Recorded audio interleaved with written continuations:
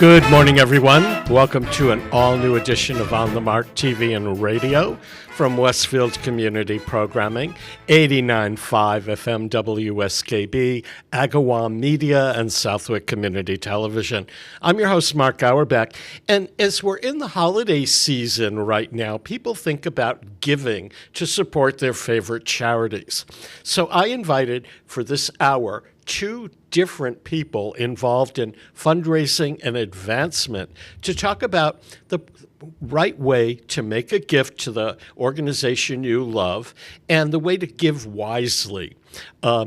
People, are in the spirit of giving from Thanksgiving till the end of the year. It's a time when people think of others, but it's also a time at the end of the tax year when people think about what kind of benefits might they get from making a contribution to a charity. My guest this first half hour is Heather Casey Roberts, who is well known in the advancement world. We first met when she was at New England Public Media, my alma mater. Then she went to the Springfield Symphony Orchestra, which was my other alma mater. And now she's at the Young at Heart Chorus, raising money. Are you going to make that your next alma mater? I don't know. Soon enough, I may be old enough to sing with them. You never know. But you've done a lot. Your entire career has been involved in advancement and fundraising for not-for-profit organizations. Heather, it's great to see you. It's so good to see you too. Thank you so much for asking me to be a part of the show. I'm really happy to be here. So it's the end of the year and people have giving on their minds. How would you advise somebody who wants to make a gift? What are the things they should look out for before they write a check or drop money in a jar somewhere or pledge on a credit card? I think there's a couple of really big things to keep in mind. One is identify what's really important to you. Make sure that you're giving to something that you're going to feel good about in the long run, because that's really what matters. A lot of people are going to make a lot of asks. And while it might be nice to sprinkle a little bit here and a little bit here and a little bit here, if there's something very near and dear to your heart, making a little bit bigger investment into that organization is going to be more impactful to them as well. I think it's also really important to do a little bit of research on where you do want to do your giving. There's a lot of really big overarching organizations out there. We have our American Cancer Societies and the lung associations and all of those. Where do you want your gift to be focused? Do you want it to stay somewhere local so that you have a better ability to track your impact and maybe get engaged on other levels besides giving as well? And if that whole end of the year tax credit is very important to you, make sure you're giving in a way that allows you to receive that tax credit. So while putting cash in a jar may be really appealing and easy at the time, you're not necessarily going to be able to get that tax receipt back, because there's no real good way to track what's been given in that type of an atmosphere. But of course, if you give with a check or a credit card, you automatically have a receipt that you can use for your taxes.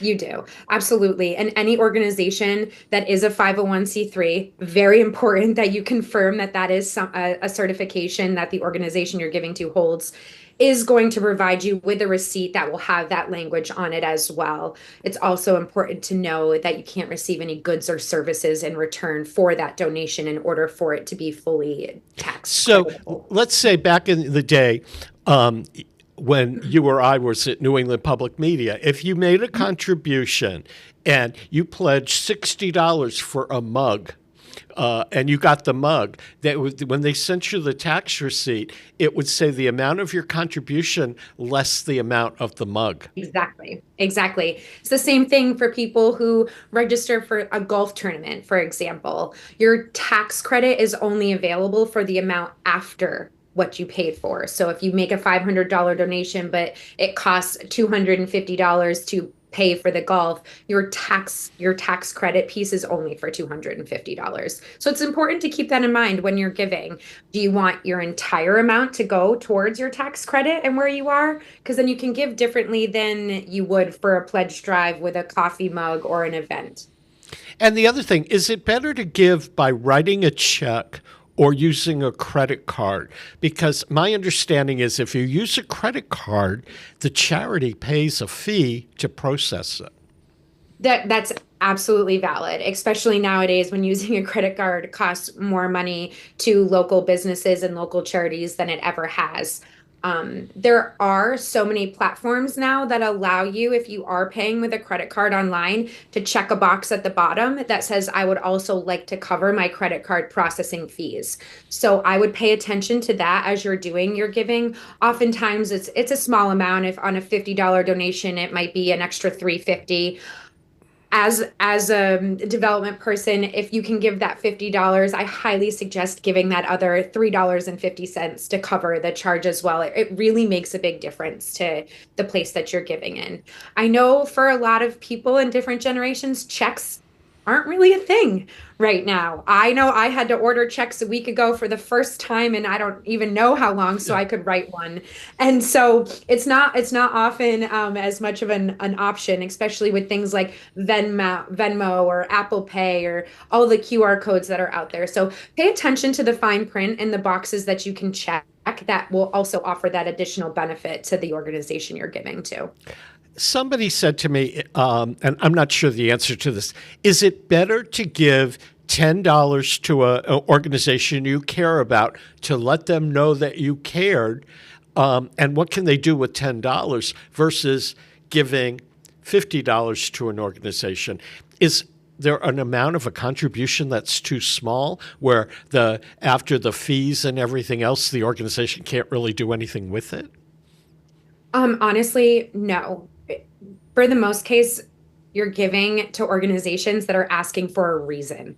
There is a mission they're trying to accomplish, there is a strategy that they have in place, and there is something that they're trying to make better for other people in this world. So, truly, a donation of any size is going to be impactful to them. I would tell anyone who's considering giving that feels nervous or embarrassed that their $10 donation might not make a difference, that trust me, it is.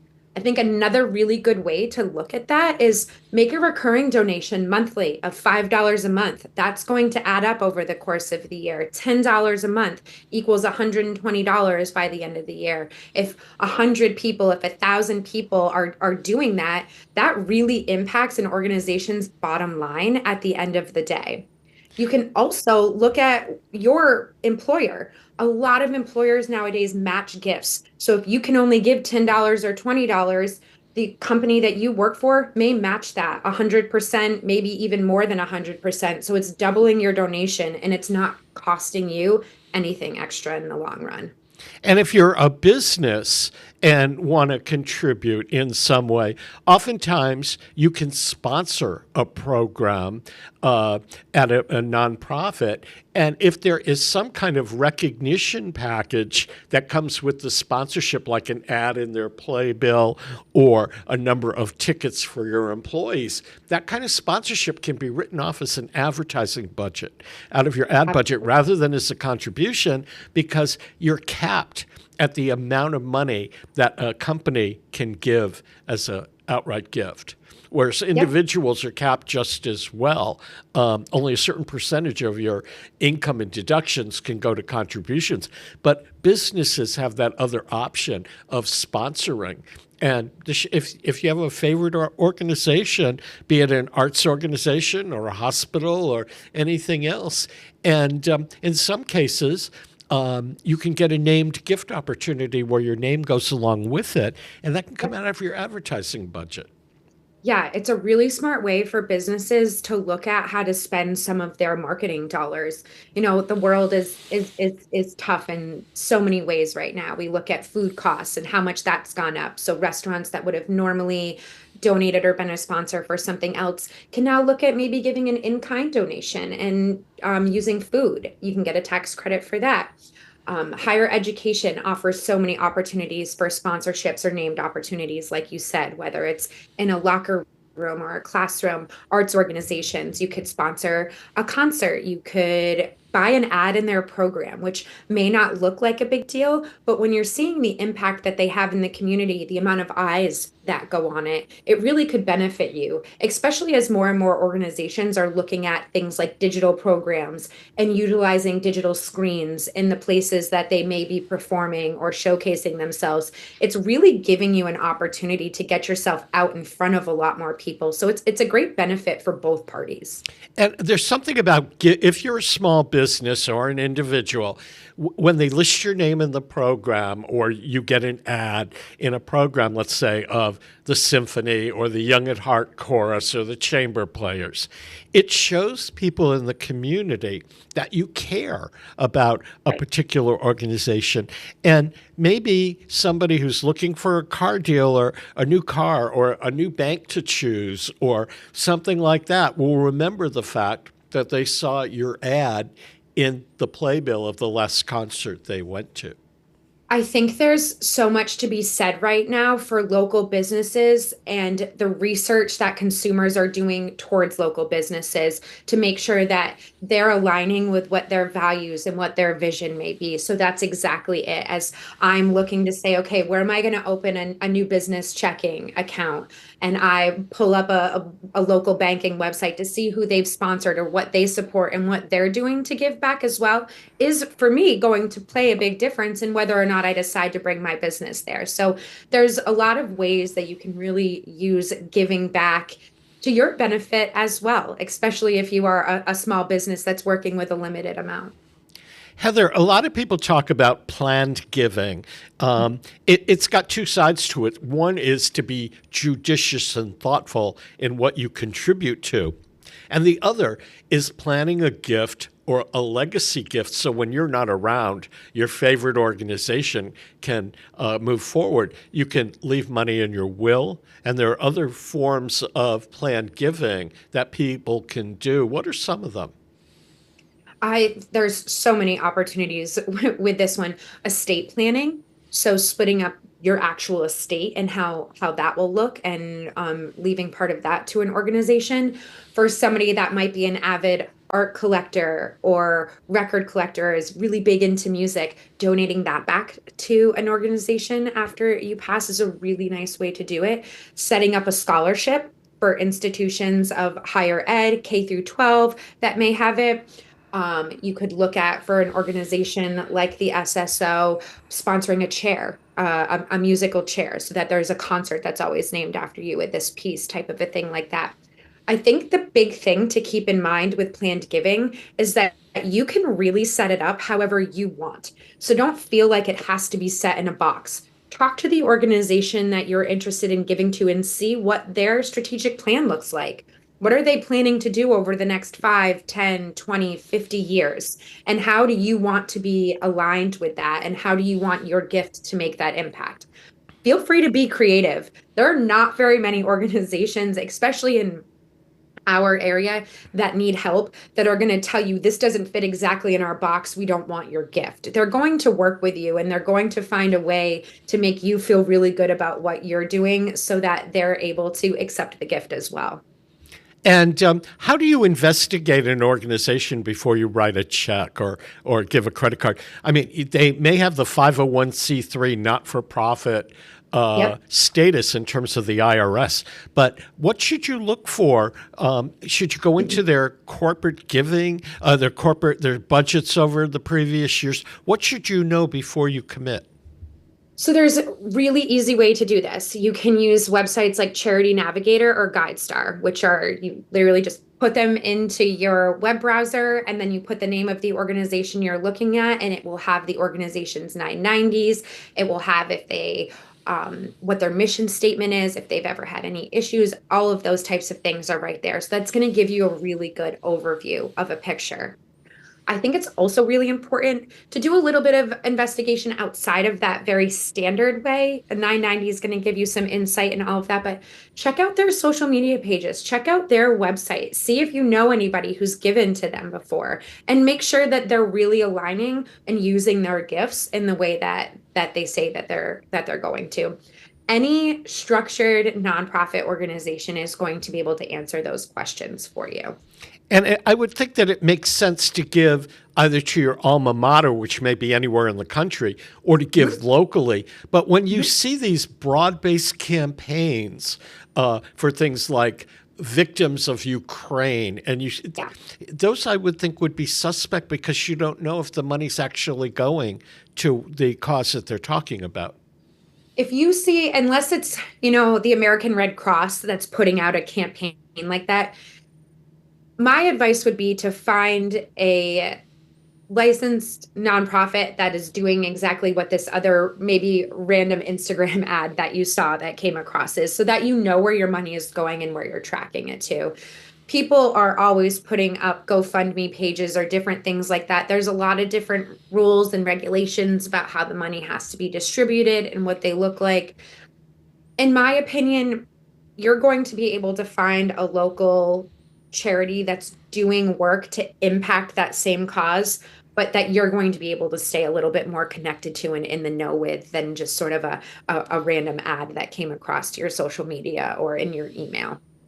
Okay, we got to take a very quick break to acknowledge our underwriters. We'll chat more with Heather Casey Roberts about fundraising and during the spirit of giving. Peter Coles is our chief engineer. I'm Mark Auerbach. We'll return after these messages. Support for the community programming of WSKB is provided by the Dunkin' Donut Shops of Westfield and the Sardinia family. It's nice to know that even as the world changes, Dunkin' Coffee remains the same at 7 convenient locations throughout Westfield. Underwriting for Community Radio on WSKB is brought to you in part by Rockies. Over 30 convenient locations throughout Massachusetts, Rhode Island, New Hampshire, Connecticut, and Florida. One of the nation's largest ACE dealers. Expertise and great product selection in paint, hardware, lawn and garden. That's Rockies. Rock solid service since 1926. On the web at rockies.com. I'm Mark Auerbach. Join me every Friday at 8 a.m. for Arts Beat, where you'll meet interesting actors, directors, designers, and musicians here in Western New England. Community Radio. 89.5 WSKB. Live from Studio 120 at Westfield Technical Academy, this is WCPC Channel 15 and 89.5 FM, WSKB Westfield. Welcome back to On the Mark, everyone. I'm Mark Auerbach. Peter Coles is our chief engineer. If you've missed a part of today's program, or you want to watch it again or share it with your friends, it's archived along with all of our other programming on YouTube under WSKB Community Radio. We're chatting with Heather Casey Roberts today. She's one of the leading advancement and development people among the nonprofits here in Western New England. She's worked for New England Public Media, the Springfield Symphony Orchestra, and currently the Young at Heart course. Heather, how did you get into advancement and development as a career? It actually was kind of an accident. I had been working for a large corporate organization. I had had the chance to work overseas with them and launch some international corporate university campuses, and had really gotten into sort of leadership programming and some events with them, and realized that I really liked being involved with the people and learning more about what was important in all these different cultures and ways to kind of rebalance what we were doing as an organization. And when I moved home and back to the area, I realized that AIC, American International College in Springfield, had an opening for an events person, and was like, okay, this is checking a few boxes. It's this event side and sort of being out in the community that I really love, with an organization that I went to school there for my master's. So I felt like that's a cool way for me to kind of give back and bring what I had experienced. And when I first started, I was like, don't make me ask for money. I'm never going to do it. This is not for me. It's not even close to what I want to do. I want to just talk to people and have fun and give them a good time. And within the first year, that had quickly changed and gone away. And I realized that it was really important that as you were building these relationships, you were educating people on why we needed their support in other ways outside of just showing up. And it really transformed my career and changed it into eventually running the entire institutional advancement office there for years, and just sort of became second nature. It was a complete accident, and totally unintended, but it's something that I feel so much pride in. The area here in Western Mass, while I'm a transplant, has become deeply part of my roots. My family is being raised here, and we have so much to offer. It is the only way I could imagine working now, is finding ways that I can help these other places bring some joy and some greatness into the world. The nonprofits in our area seem to have trouble these days in raising money. A lot of the government funding that they used to have, they can't depend on anymore. And the old guard of people that were philanthropists, that wrote big checks. When I worked at the Symphony, there were people who could write a $500,000 check every year to the organization. They've aged out and died off. And the younger generation of people my age and yours aren't used to being philanthropic. So what are the challenges you face doing advancement and development these days? I think there's quite a few. One is this area is incredibly saturated with nonprofits who all have these amazing missions and are trying to make changes in our community. But it's also oversaturating the audience with who should I be giving to and where is my money being most impactful? And for some people, being overwhelmed just turns them off from giving in general because they don't want to make the wrong choice instead of just making a choice to support what speaks to them. I think there's a lot of education that needs to be done around philanthropy, and that your gift, whether it's the $10 like we talked about or $50,000, makes such a difference to what these organizations are doing. I think it's also hard because there's this misconception, especially when it comes to arts organizations, that your tickets that you're buying mean you're giving back. Where oftentimes, in almost all cases, those tickets don't even come close to covering the cost for the performance or the show or what you might be at. So there's a lot of that it takes more. What you said about the government money, especially in this post-COVID world, people saw this huge uptick in grants and emergency funding. And so it allowed them to do these really, really big, impactful projects that now they're trying to fill in gaps and holes. For young at heart, especially, that's a huge one. It's something we talk about all the time. You had this influx where everything was good, and now all of a sudden it's, we're not going to get this here. So there's a lot of storytelling that needs to be done, a lot of educating about how gifts can make a difference and what you're doing with it. People want to see that their money is being put to good use and actually making that difference. That's definitely true. And the other thing is that people are wary right now with a new administration coming on board that's not particularly friendly, for example, to the Corporation for Public Broadcasting or the National Endowment for the Arts or the Humanities. Correct. That many of our organizations will lose whatever small amount of government support they get from the feds, and that the money that goes to the state arts councils may get slashed as well. So 2024 may be a good year to support organizations that you haven't supported before, but that means something to you. And like you said, a ticket may pay 50% of the cost of a seat for a show. So the more you can put out there, the more you're helping an organization. Agreed. I think when you look at something like a concert or an arts performance of any sort, there's so much behind the scenes that goes into it, whether it's renting music, paying musicians, a fee for the stage, union hands, any of those things that make a big difference in an organization's success to provide you this really professional performance. I think right now more than ever, we have to come together as community because it's really easy to fall divided into what's going on in the world around us. And by selecting an arts organization or an educational organization or a vets organization, whatever it might be, you're becoming a part of a community. You're becoming a part of a group. And right now, that's what we need. We need people to be together in what they're doing and to show that there are common interests out there and to not shy away from being loud and proud about what you support and making that difference. Because from the nonprofit side, we're dying to have more people come in to help join what we're doing and spread our mission. I would say most of the groups in the world right now are just trying to keep positive and to sprinkle the little bits of joy and excitement where they can. And by having more people support that, the louder we can be outside of the unknowns of what's going to happen over the next few years. And one thing to add is that if you have a favorite organization that's a not-for-profit, generally you can give online.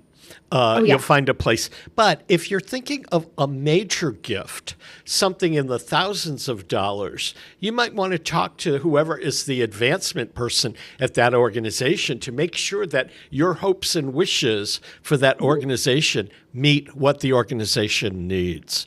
So Agreed. I don't know what you would say the level of a major gift is. To me, it might be $100 to an organization, but an organization may have a different idea of what a major gift is. But Heather, if you're going to give $1,000 to an organization, would you just do it online or would you talk to the advancement people? I think that's a really personal choice based on the impact you want to make. If you have something specific you want to see with that $1,000, like I want to make sure that this sports program at this institution is able to take a trip to spring training, then I would absolutely call an individual and make that gift directed. For the most part, right now, nonprofits are looking for a completely general support, unrestricted operating support. It costs a lot to run a nonprofit. They're paying the advancement officers, they're paying a marketing team, they're paying a president or an executive director, they're paying a database person. So being able to know that they have money coming in, especially at those higher levels, those $500,000, $5,000 gifts that can go to making sure their operations are sustainable, can be just as impactful, if not more impactful to their mission than something that's really restricted. Although at the same time, if you want to honor somebody in the community or make a tribute to somebody, family member or friend who has passed, and you know that they supported a particular organization, you can always ask that your contribution be in memory or in honor of someone, and ask that organization to let the family members of those people know. So that's another way to be impactful. This is going to sound maybe a little bit dark, and this is the tough part of development when you get into this more plan giving side, but another great way to do that and honor that person is when you're writing their obituary, make note of what they gave back to. What's important to them? Was it the hospice care where they stayed? Was it the fact that they sang in the Young at Heart chorus and that's what kept them alive for this extra 10 years, whatever it may be? And that's a really great outreach to make a difference to a group. If you're not able to make a $1,000 donation, you're educating the world on something that was meaningful to you or your family member. And most organizations are then going to honor that in some way, whether it's on in memoriam or in tribute page on their website or their program that they're doing. And they will stay in touch with that family and let them know that, hey, we received blah, blah, blah amount of gifts in your father's honor or your uncle's honor or whatever it may be. So it's a different way. You don't have to then worry about getting rid of flowers or something after it's a long-term way to preserve a memory. Definitely. So Heather Casey Roberts, thanks so much for being here today. My pleasure. It's a pleasure to chat. We haven't seen each other in a long time. I know it's been too long. Yeah. I hope our paths cross real soon, and I appreciate you being here.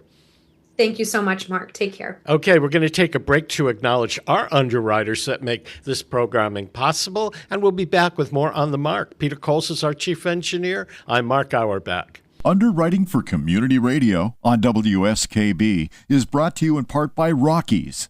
Over 30 convenient locations throughout Massachusetts, Rhode Island, New Hampshire, Connecticut, and Florida. One of the nation's largest ACE dealers. Expertise and great product selection in paint, hardware, lawn and garden. That's Rockies. Rock solid service since 1926. On the web at rockies.com. Hi, it's Bob Plass, and I have Wow, It's Tuesday, every Tuesday, 6 to 8. Wow, it's Tuesday. Community Radio. 89.5 WSKB. I did it! Live from Studio 120 at Westfield Technical Academy, this is WCPC Channel 15 and 89.5 FM, WSKB Westfield. Welcome back to On the Mark, everyone. I'm your host, Mark Auerbach. Peter Coles is our chief engineer.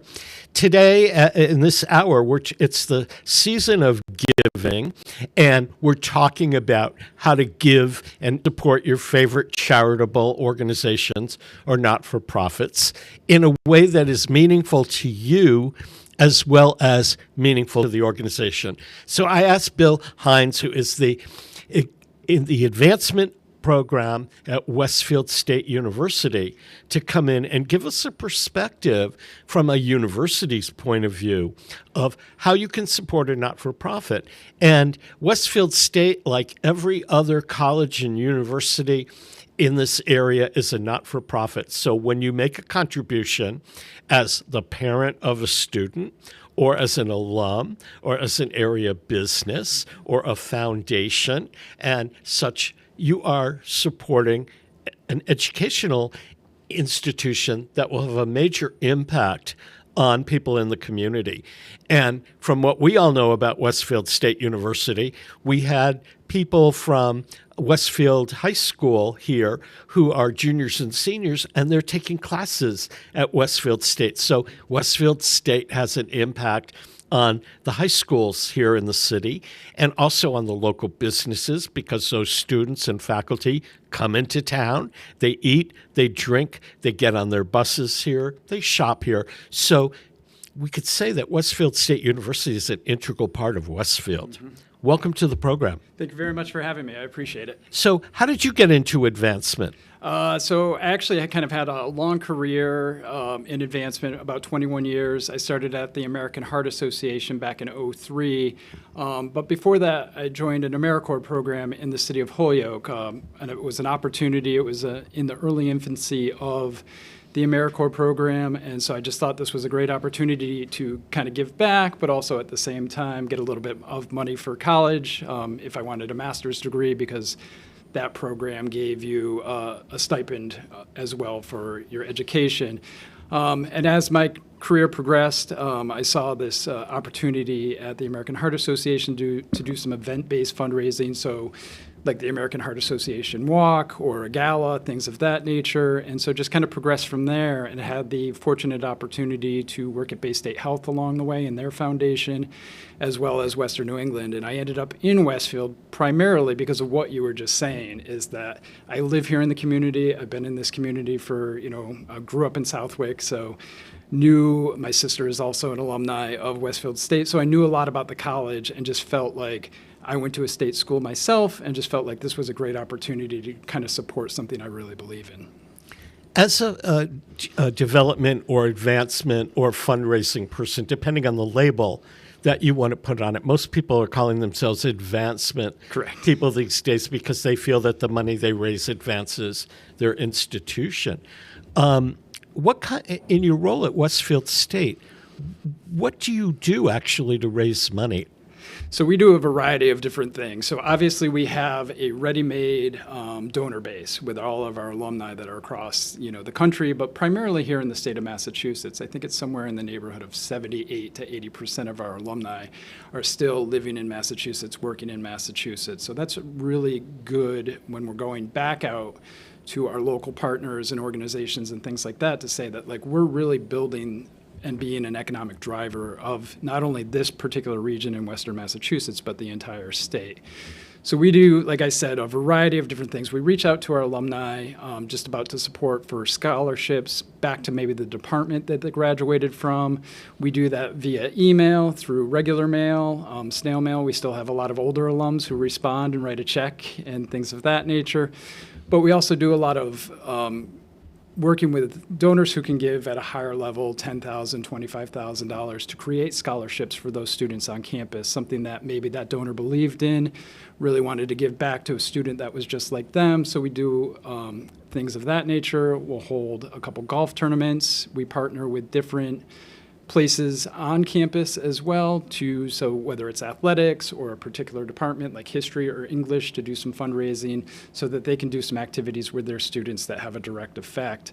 And then we also in our office have a grant writer who works with some of the corporate and private foundations here locally to support the school as well. So we kind of cover the waterfront, so to speak, in the variety of different ways that we ask folks and who we're asking as well. So if we receive somewhere in the neighborhood of about 1,200 donors a year giving, I want to say about 75% maybe or so are alumni, but a good majority as well is from the community right here in town. Do people in the area have the misconception that because Westfield State University is a state institution that the state funds it?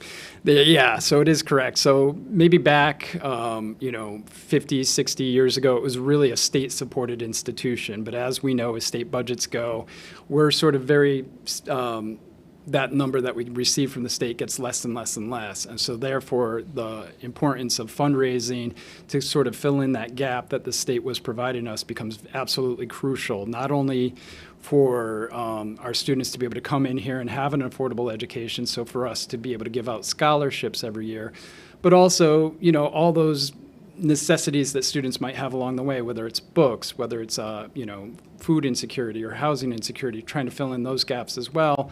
And, being able to give the students, exciting experiential opportunities that they want to be able to have as a college student, but maybe not be able to afford it, because we still have a lot of students who are first-generation college students from maybe lower income or middle-class backgrounds who might not have the funds to do so. So that's where we kind of help fill in those gaps to give those students those opportunities. The day that this program airs will be after Thanksgiving and before New Year's, which is the time of the year that most nonprofits say they receive most of their support.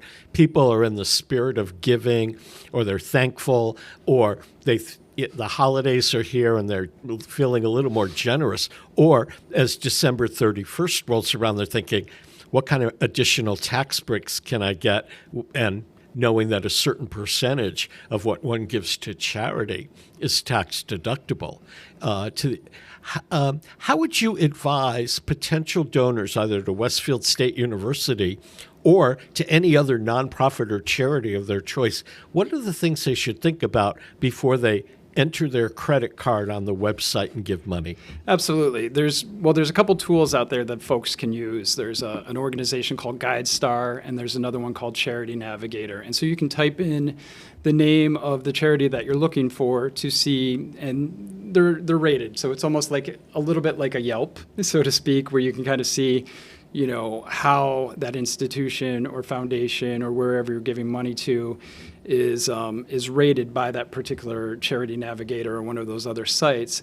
And it gives you a sense of, what the impact of your dollars is, if they're doing with their money what they say they're doing, things of that nature, and that's how they're graded on those things. And I think that's the most important thing, is when you're looking to make a contribution and you're not 100% sure of the organization that you're giving to. We're fortunate enough as Westfield State University, I think people have a good understanding of what we do and how your gift can really impact students.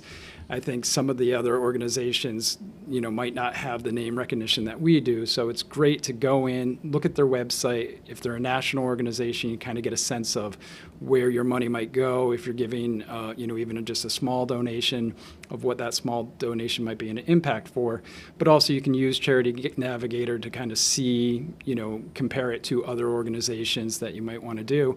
And I think if it's a local organization, so say here in Western Massachusetts, go to their website, look who's on their board of directors. Do you know any of those folks? Look, ask your friends or relatives if they have any relationship to that organization as well, because you'll be surprised that a lot of people do make charitable contributions, but you might not know that. And so to be able to have those conversations sort of with friends and family and say like, well, what do you know about giving to Westfield State? And they can say, oh, I gave a gift and a student was able to do X, Y, or Z. I think that's a great way to kind of, get some more information about those things. Some people have very limited budgets at this time of the year. They may be on a fixed income. but they want to do something. And then they wonder, is my $10 gift going to have any impact at all? What do you say to somebody like that wants to give $10 to Westfield State? I think, it's really important to let them know that they're part of a collective, that they're a part of other people who are doing the same thing. So we'll receive donations from $5 all the way up to, $100,000, things of that nature. But they're all part of that collective of having more funds for the university to be able to do things for our students. And so I think it's really important to say that they're making an impact, even though they might not feel like it's a major impact for them, but that they're giving what they can give. It should feel good for them, but it also really helps us. And aside from annual giving, there's a way to do what they call planned giving, where you can have a bigger impact in the future, but not necessarily now. What are some of the planned giving programs that you have at Westfield State? So we do a couple relatively straightforward strategies, which a lot of organizations do. So we do encourage folks who have been sort of giving to us a long time, giving them information about how to include us in their estate plans. So to when they do, eventually pass away, that there might be a significant amount or a portion of their estate that comes to the university to support a program, to support our endowment, things of that nature. But there's also a variety of different ways that we're starting to see people give. We're seeing people do donor-advised funds, maybe through a Fidelity charitable fund, things of that nature, so planning their gifts in that way. And then we're also seeing individuals use their IRAs to be able to give to us as well. So when you reach 72 and a half, you have to take a required minimum distribution out of your IRA as part of your retirement account. One of the benefits there is if you don't need that required minimum distribution to come to you, and you don't want to have a tax burden on you for receiving that income, you can give that money directly to a charity, and therefore you don't have any income coming in on your books, but you're also helping the charity at the same time. So those are sort of the trends that we're seeing right now. And you hear people saying that you could give a house if you own land to a nonprofit or a car. I think public media is known for, they have an 800 number where you give your beat-up car and somebody comes and takes it away and you get a charitable contribution acknowledgement.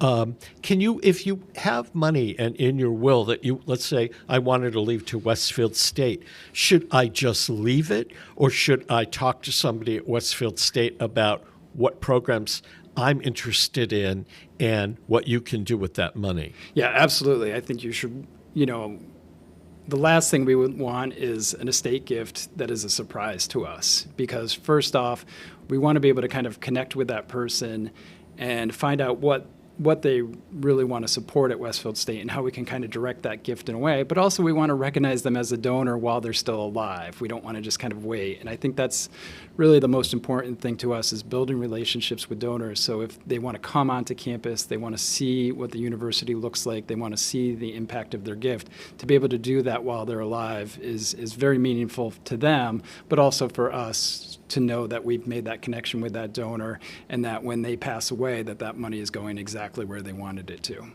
If you're a business person and you wanted to support Westfield State, depending on the kind of recognition package, in some cases, that contribution can come from your advertising budget. If you sponsor an event or a sporting event and you have, let's say, some kind of logo recognition, or maybe you have a product or a service, like you're a restaurant and you want to donate a certain amount of food or this or that. Who do they talk to in an institution like a college or a university to see if that kind of gift is wanted or appropriate and how to manage it? And that's when you would talk to the advancement staff. That's when you would call myself or Lisa McMahon or any of the other fundraisers that we have in the department. So we run a couple events a year. We do a couple different golf tournaments, one for the athletic program, one for our scholarship program on the foundation side. So we do reach out to those businesses to support us and have those conversations about, what kind of level you would like, where you want to give at, what that recognition looks like for you. So, because we know at the end of the day, they want to support the university, but also want to look to the community as a good neighbor as well, of supporting this and being on our sponsorship brochure or having a sign at the event that lets people in the community know that they're supporting an institution like ours. Do you ever get in the situation where somebody might call you up and said, I want to give you $25,000 to start a program that's not part of your agenda? How do you talk to them about either refocusing their giving, or do you say to them, this is not part of our future? I mean, you don't want to turn away the money, but on the other hand, you don't want to be committed to starting a program to fulfill one donor's wishes. I kind of jokingly say that the hardest part of this job is not asking people for money. It's telling them no, that we might not be able to accept that gift because it either doesn't fall into something that we're doing, or where, and especially on that side, so say somebody does give you a large significant like that, but you don't have the infrastructure behind it to do the things they want you to do with that money, that's a horrible place to be in, because you want to be able to show that donor, 2 years from now, 3 years from now, what you've done with those funds and the impact that it has. And if you can't do that, then you've just sort of taken these dollars and the donor doesn't feel great and you don't feel great. And so it's really kind of having that conversation with those folks and redirecting maybe what they're thinking about, that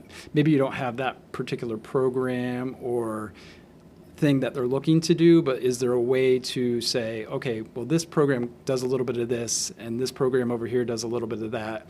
Are you comfortable maybe splitting your gift in two different ways? Or, just having those conversations with those folks, because the last thing you want to do is take somebody's money and not be able to use it and provide impact. And there's another question that somebody asked me to ask. Do advancement people work on commission, or are they salaried? We are salary. I know some institutions, like when I was at the American Heart Association, there was at the time I was there, I don't know if it's the case now, there was some bonus structure to it that if you had overshot your goals for the year, that you would get a percentage back. So there was some incentive. But most of us are here in this role because we believe in the impact of what we're doing, maybe the organization that we're working and raising funds for, and that we are salaried in that way. But the benefit of it that we get is the feel good. Yeah, because I've worked in advancement in my career with certain things, and when people would approach me, occasionally say, well, it's not a great base salary, but you make a fantastic commission. That was a red flag for me not to work for that organization. Right. Mm-hmm. We're going to take a fast break to acknowledge our underwriters, and we'll be back more to talk about the spirit of giving with Bill Hynes from Westfield State University. Peter Coles is our chief engineer today. I'm Mark Auerbach. Don't go away. Support for community radio on WSKB is provided by Betts Plumbing and Heating Supply Company, an independent, family-owned wholesaler serving Westfield for over 50 years, specializing in plumbing, heating, and industrial piping supplies. On the web at bettsplumbing.com or at 14 Coleman Avenue in Westfield. Support for the community programming of WSKB is provided by the Dunkin' Donut Shops of Westfield and the Sardinia family. It's nice to know that even as the world changes, Dunkin' Coffee remains the same at 7 convenient locations throughout Westfield. Join me, Tina Gorman, each week from 6 to 8 a.m. for Wake Up Wednesday, when my guests and I discuss health, wellness, and lifestyle reimagined. Community Radio. 89.5 WSKB. Live from Studio 120 at Westfield Technical Academy, this is WCPC Channel 15 and 89.5 FM, WSKB Westfield. Welcome back to On the Mark, everyone. I'm your host, Mark Auerbach. Peter Coles is our chief engineer. Today's hour-long program, I want to call it the spirit of giving, because so many of us, between Thanksgiving and New Year's Eve, want to give money and be charitable because it's the time of the year when we want to be nice to other people. And we also keep in mind that December 31st is the end of the tax year. And for some people, your contributions to an organization may be tax deductible to a certain percent. And the time to lower that tax burden is December 31st. Mm-hmm.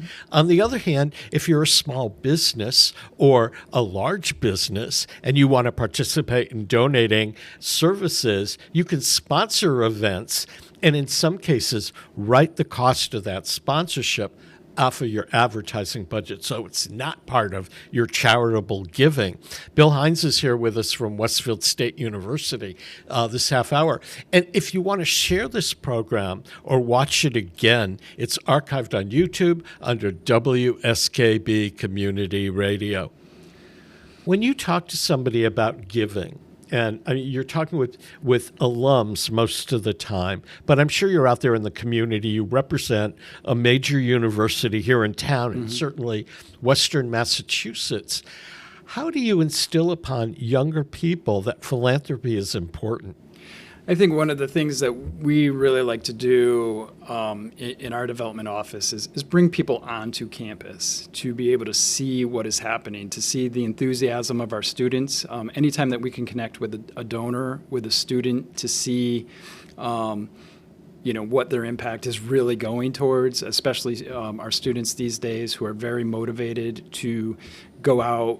They're double majors, they're involved in activities, things of that nature. So you really kind of get inspired by what they're doing.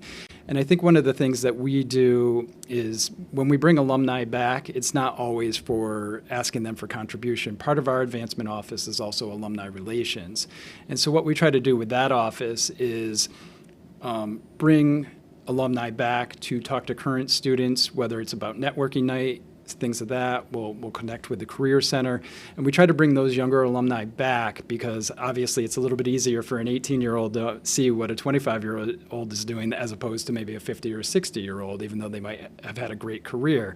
So with that being said, when you bring those young alumni back to do those things, you're engaging them with the organization. And so maybe the first couple times that you have engaged with an alum or a donor, you're not actually asking them for money, but they're getting a sense of what happens on campus. And so when you go and ask them for a contribution, maybe to the business program or to a scholarship, it makes it a little bit easier because they're seeing it, they've seen the impact, they feel valued by the institution, and so it's an easier ask, so to speak. Heather and I were talking in the previous half hour. Both of us had worked for the Springfield Symphony. Okay. When I worked there at the beginning of my career, there were people who could write an annual check of $100,000, and they were older when I was starting out. That generation has aged out pretty much of giving. There may be legacy gifts left behind when they pass, but they're not writing the $10,000 checks. And I'm sure it's the same thing at Westfield, where you have grads from the 60s and 70s that are aging out of major gifts. But younger people don't necessarily do charitable giving. They may attend an event, or they assume that if they go to an alumni event, that the cost of the check that they write to go to the event is a contribution to the school. How do you train a 25-year-old or a 30-year-old or even a 40-year-old that charitable giving and philanthropy is within their means and something that's good for them to do for the community? Yeah, so I think we do this a couple ways, and we just really, and I know I've said this word a lot, but we keep talking about impact. And I think a lot of times for our alum to be able to kind of make that connection. So maybe when you were a student here, you received a scholarship, so we're trying to pay that forward, and this is what it looks like. So when you make an annual contribution of $100 to us, it really helps pay that forward. So you had that benefit as a student, and you're giving that back to another student now. I think another thing that we do in that regards is trying to work with our current students about creating a culture of philanthropy on campus. So if they want to create a class gift, that leaves a legacy on campus. If they want to raise funds for particular things that they're doing, whether they're going on a trip or currently some of our students are doing a turkey drive to give funds back to the community. So they're engaging in philanthropy, and we've been really trying on our side to partner with them so that as they move forward and they get into their 20s, their later 20s and their early 30s, that they know that Westfield State is a good place to give back for them as well. You have one class. It's taught by Suzanne Boniface, and it's a marketing and communications program, and they take on a nonprofit every semester in the area, and they raise money through good marketing and PR strategies that they're learning out of the books and everything else. And I've had some of them on this program before, and they seem very, very involved in philanthropy. But you talk to them, they say, well, their friends don't understand what they're doing. And I think we all have an obligation to help young people learn that charitable giving should be a part of their mainstream life. That's correct. I have friends who still don't understand what I do for a living, so I think I get it. It's one of those things that's kind of hard because it is a major part of the economy that I don't think people realize is that if you think about all the nonprofits there are in the world or even in this community, that those places exist because of charitable giving and people giving back. And so it's just really it's all about educating those donors. And again, I'll come back to that. It's just like showing those donors that the impact that they're making and making them feel good about giving a gift to your organization. If somebody has a specialized gift, do you have a planned giving program at Westfield where they can leave insurance money or IRA money and stuff like that? Do you actually have a program where you can talk to somebody that wants to do a legacy gift? Yeah, so typically what we'll do is when we have a situation like that, we'll have individuals who are interested in giving those funds to us in that particular way. Our first thing that we tell them to do is make sure that you're talking to your lawyer or talking to your financial advisor. I know a little bit about that world, but I'm not the expert. If you're in that situation and that's how you want to give, talk to your lawyer, talk to your financial advisor, figure out what's the best way for you to give those funds. Because I could tell you, well, we would love to have you give us $10,000 now, but we know that if you want to give it in a particular way, that's better for your family, that's better for your state, that's better for any tax implications that you have down the line, that you should really talk to an expert about that. What we do on our side is can tell you, when you make a certain size gift and where it goes, we can tell you the impact that gift is going to have on the campus. And that's sort of trying to make those connections. And, we're always open to talking to that individual's tax advisor or attorney and things like that, just to make sure that the wording is right and that everybody is happy with the way the agreement might be.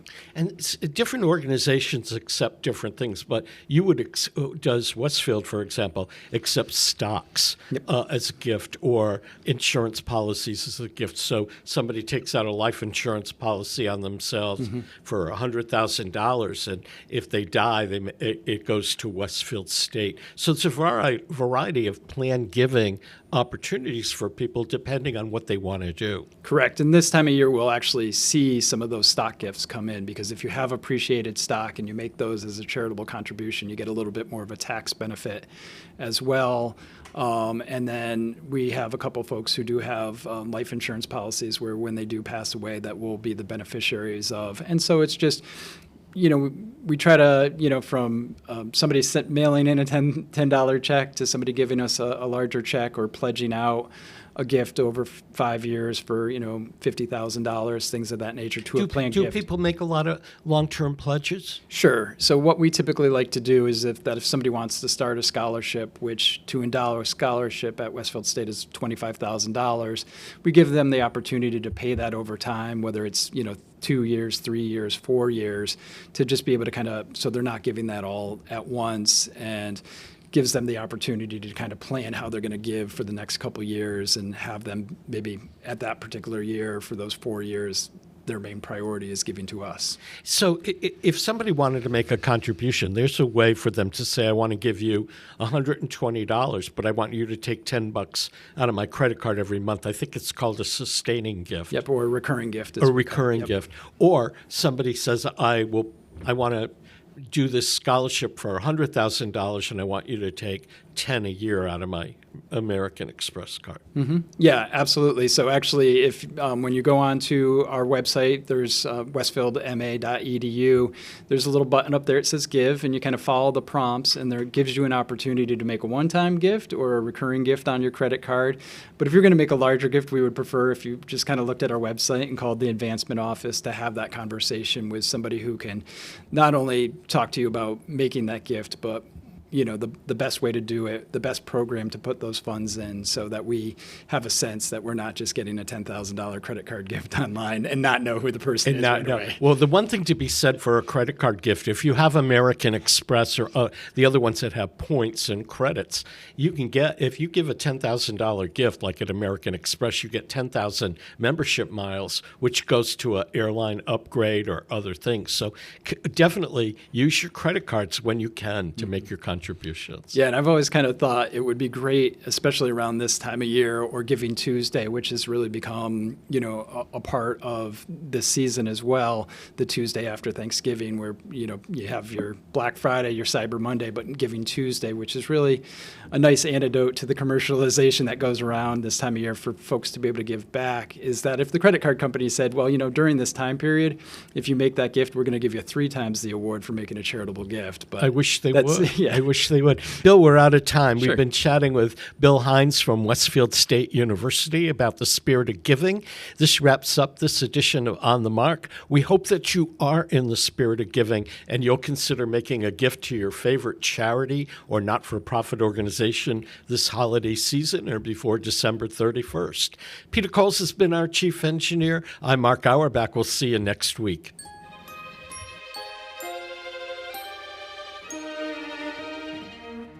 If I had 3 wishes for Christmas, I'd make my first wish for a tree. I'd make my second for a gift from someone, a remembrance from one who is dear to me. I'd make my third for a snowball, and if my 3 wishes came true, on Christmas night I would light my tree, the snow falling silently, and open my Christmas present from you.